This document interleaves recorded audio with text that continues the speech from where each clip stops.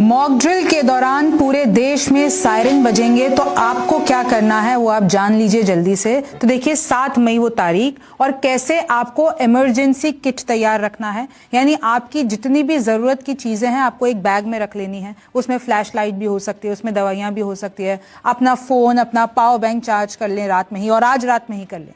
फिर आपको इस तरीके से बुजुर्गों को ये कम्युनिकेट करना है, बच्चों को कम्युनिकेट करना है। फिर देखिए बुनियादी सामान आपके पास आपके किट में होना चाहिए, क्योंकि ब्लैकआउट हो जाएगा, सब कुछ स्विच ऑफ हो जाएगा। आपको घबराना नहीं है, क्योंकि सायरन बजेंगे, कुछ लंबे सायरन बजेंगे। उसका मतलब होता है कि मतलब खतरा है, और ये सिर्फ एक मॉक ड्रिल है, ये एक अभ्यास है।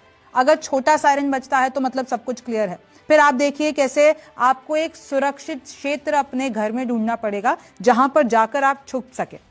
भाई आप प्रैक्टिस कर लें घर में कि 2-4 मिनट के लिए ब्लैकआउट करके लाइटें बंद करके, तो उसमें आपको कैसे पता हो कि एक जगह आके आपको इकट्ठा होना है पूरे घर परिवार को, क्योंकि ये सब कुछ होने वाला है। लिफ्ट आपको इस्तेमाल नहीं करनी है। जो आपको समय बताया जाएगा कि भाई अगर मॉक ड्रिल का समय आपको बताया गया है, उस दौरान ब्लैकआउट भी हो सकता है, तो आपको लिफ्ट इस्तेमाल नहीं करनी, क्योंकि फिर आप लिफ्ट में फंस जाएंगे। और जब ब्लैकआउट होगा तो उस दौरान आपको घर के अंदर रहना है और मोटे पर्दे का इस्तेमाल करें। अगर आप गाड़ी चला रहे हैं तो आपको अपनी गाड़ी बंद करके साइड में हेडलाइट्स बंद करके रोक देनी है।